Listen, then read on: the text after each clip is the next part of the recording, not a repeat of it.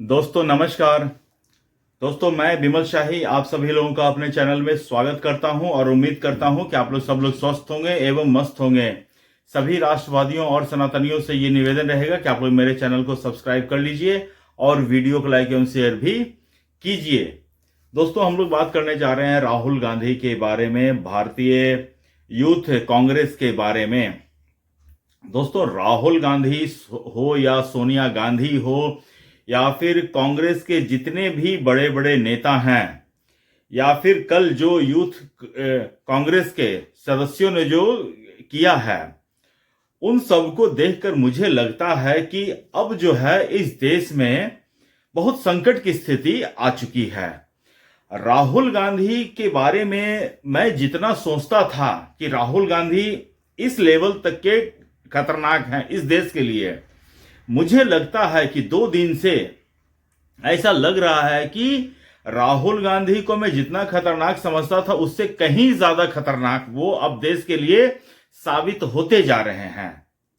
पहले तो ये आम जन लोग को ये लगता था, ये दिखता था, लेकिन भारतीय राजनीति कुछ सिद्धांतों पर चलती है। उस सिद्धांत का पालन करते हुए कभी भी भारतीय जनता पार्टी के जो बड़े नेता हैं उन्होंने राहुल गांधी के ऊपर कभी सीधे सीधे कोई आरोप नहीं लगाया।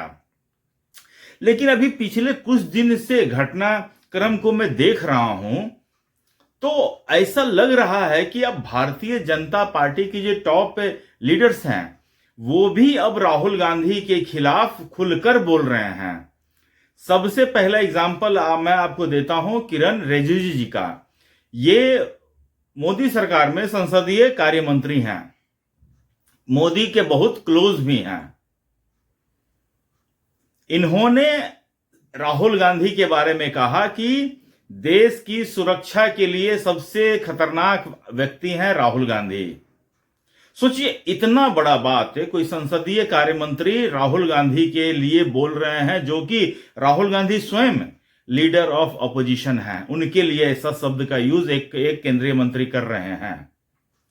उसके बाद दोस्तों कल जब यूथ कांग्रेस के जो गुंडे थे जब एआई समिट में अर्धनग्न अवस्था में पहुंचे थे, उसके बाद संबित पात्रा ने प्रेस कॉन्फ्रेंस किया और उन्होंने कहा कि राहुल गांधी गद्दार हैं और उन्होंने कहा कि राहुल गांधी की दोहरी नागरिकता के ऊपर किसी हाईकोर्ट में केस चल रहा, किसी क्या लखनऊ के हाईकोर्ट में केस चल रहा और मामला अभी तक पेंडिंग है।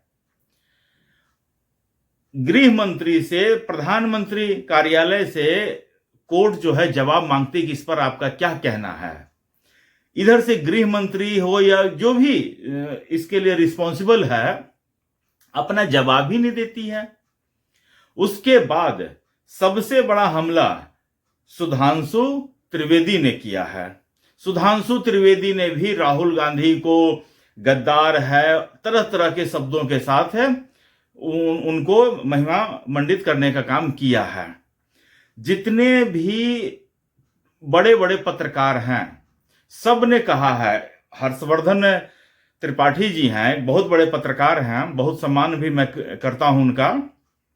उन्होंने तो यहां तक कह दिया कि राहुल गांधी अब सत्ता के लिए विदेशी ताकतों के कहने पर इस देश को बेच सकते हैं। हर्षवर्धन त्रिपाठी जी की बात को मैं बिल्कुल गंभीरता से लेता हूं, क्योंकि जिस दिन संसदीय कार्य मंत्री किरण रिजिजू जी ने राहुल गांधी को इस देश के लिए सबसे खतरनाक व्यक्ति बताया था, उस दिन उन्होंने कहा था कि ये संसदीय कार्य मंत्री को नहीं बोलना चाहिए था, ये उनकी टिप्पणी सही नहीं थी। लेकिन अब जो राहुल गांधी काम कर रहे हैं, जिस तरह से एआई समिट में कांग्रेसी नंगे पुंगे होकर गए थे, हर्षवर्धन त्रिपाठी जैसे सुलझे हुए पत्रकार भी इरिटेट हो गए हैं। उन्होंने कहा कि राहुल गांधी अब विदेशी हाथों के द्वारा बिक चुके हैं, अब वो देश को बेच सकते हैं। लेकिन राहुल गांधी का ये सारा चीज तो मैं मतलब कि एक्सेप्टेड है, ठीक है, मतलब कि एक्सपेक्टेड लाइन पे चल रहे हैं। राहुल गांधी से यही एक्सपेक्टेशन था, यही कर रहे हैं राहुल गांधी। राहुल गांधी गद्दार है, राहुल गांधी देशद्रोही हैं, राहुल गांधी ये हैं, राहुल गांधी वो हैं, सब मैं मानता हूं। मुझे सबसे बड़ा आश्चर्य हो रहा है भारत सरकार पर, मुझे सबसे बड़ा आश्चर्य हो रहा है मोदी सरकार पर कि वो राहुल गांधी को इतनी छूट क्यों दे रहे हैं। मैं ये मानता हूं कि राहुल गांधी के ऐसा बोलने पर मोदी सरकार सत्ता में आ जाते हैं, अब बार बार सत्ता में आएंगे, बीजेपी सत्ता में आती है, इसके लिए मोदी सरकार बहुत बड़ा अच्छा काम कर रही है, लोगों में लोकप्रिय सरकार है, ऐसा नहीं है।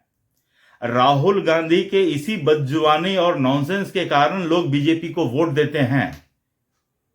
लेकिन सवाल तो ये है ना कि आखिरकार राहुल गांधी को अपने नॉनसेंस बातों से करने के लिए कब तक छूट दी जाएगी।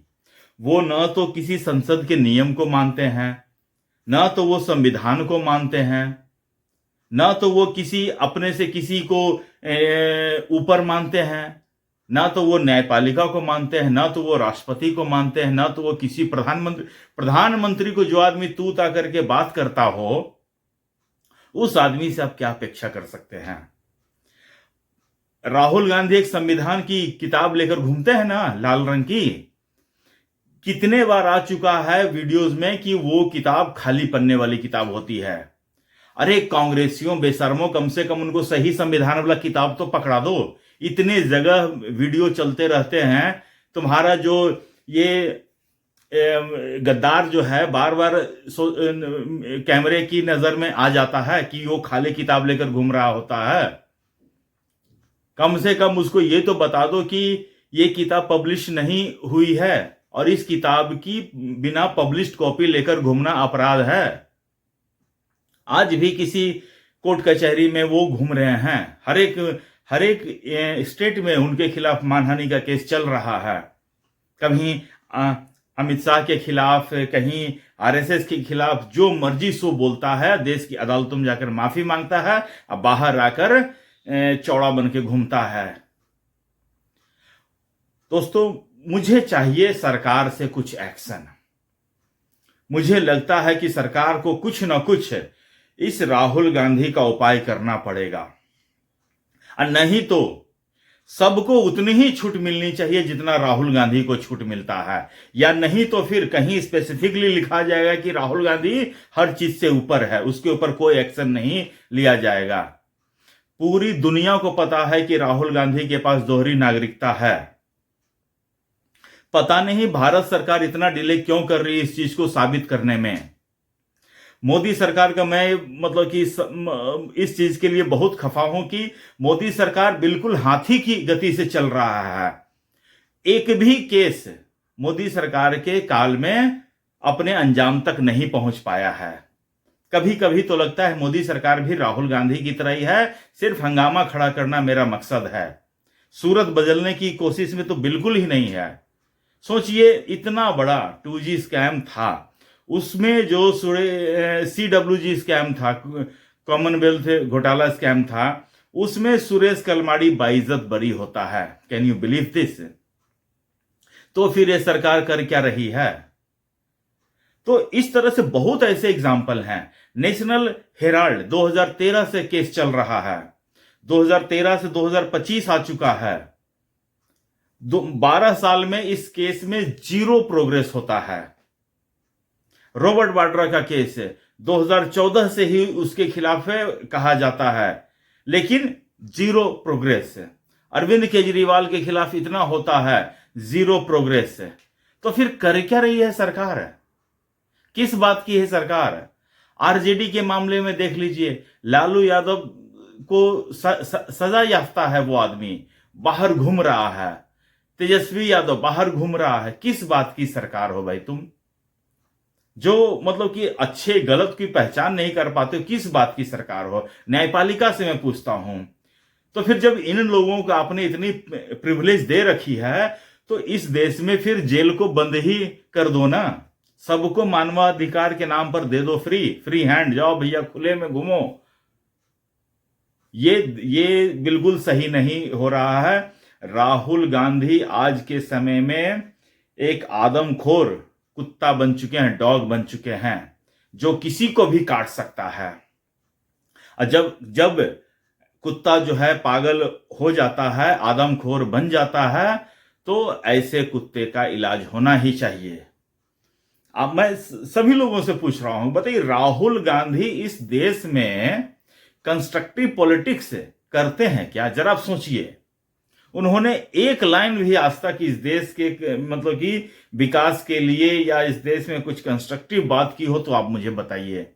हमेशा उनका बयान उल्टा ही होता है और उन्हें लगता है कि ये बोलकर हम बहुत बहुत वाहवाही बटोर लेंगे। 50 कांग्रेसी उनके चमचे जो होते हैं उनके अगल बगल घूमने के लिए मतलब कि रहते हैं। अब वो सारे वाह राहुल जी, वाह राहुल जी, क्या बोला आपने, क्या बोला, उनके नॉनसेंस पे ताली ये लोग बजाते हैं। तभी राहुल गांधी का ये जो दिमाग इतना खराब हो रखा है, ऐसा वो बर्ताव करता है राहुल गांधी।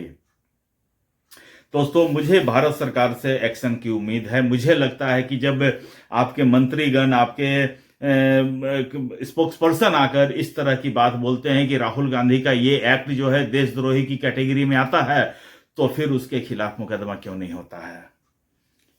मुझे सरकार से एक्शन की उम्मीद है। सरकार गूंगे बन के नहीं बैठ सकती है। एक पागल आदमी को दिन भर बोलने की आजादी नहीं दी जा सकती है, कुछ करना पड़ेगा। दोस्तों, मुझे आज के लिए इतना ही अपडेट देना था। आप लोग अपना ख्याल रखिए, स्वस्थ रहिए, मस्त रहिए। तब तक ले नमस्कार, बाय।